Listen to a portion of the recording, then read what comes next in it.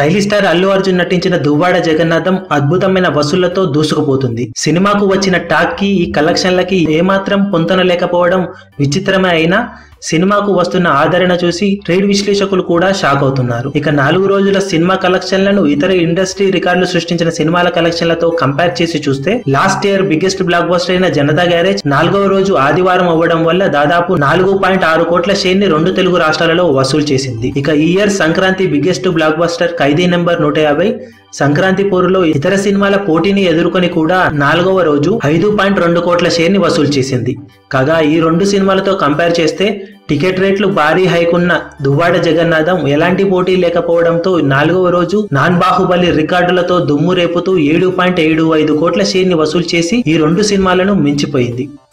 కాగా మొత్తం మీద 4 రోజులకు గాను ఈ 3 సినిమాల వసూలు పరిశీలిస్తే జనతా గ్యారేజ్ 4 రోజుల్లో 51.5 కోట్ల షేర్ ని వసూలు చేయగా ఖైదీ నెంబర్ 150 4 రోజులకు గాను 55.6 కోట్ల షేర్ ని వసూలు చేసింది. ఇక దువ్వాడ జగన్నాథం 4 రోజులకు గాను టోటల్ వరల్డ్ వైడ్ గా 52 కోట్ల షేర్ ని వసూలు చేసింది. దాంతో ప్రస్తుతానికి జనతా గ్యారేజ్ 4 రోజుల రికార్డును దాటేసిన దువ్వాడ జగన్నాథం ఖైదీ నెంబర్ 150 సినిమా కన్నా 3.5 కోట్ల వెనుకబడి ఉంది. కానీ 5వ రోజు జనతా గ్యారేజ్ కు మరియు ఖైదీ నెంబర్ 150 కి సెలవులు ఉండటం, దువ్వాడ జగన్నాథం కి పార్షిక హాలిడే ఉండటం సినిమా కలెక్షన్లలో మళ్లీ తేడా ఉండే అవకాశం ఉందని ట్రేడ్ విశ్లేషకులు చెబుతున్నారు. కానీ దువ్వాడ జగన్నాథం కి మిగిలిన సినిమాల కన్నా భారీ టికెట్ హైక్స్ మరియు రోజుకు 5 షోలు వేసుకునే ఛాన్స్ ఉండటం కలెక్షన్లు పెరగడానికి ఛాన్స్ ఇస్తున్నాయని చెబుతున్నారు. మరి 5వ రోజు ఈ 3 సినిమాల కంపారిజన్స్ ఎలా ఉంటాయో రేపటి వీడియోలో తెలియజేస్తాం.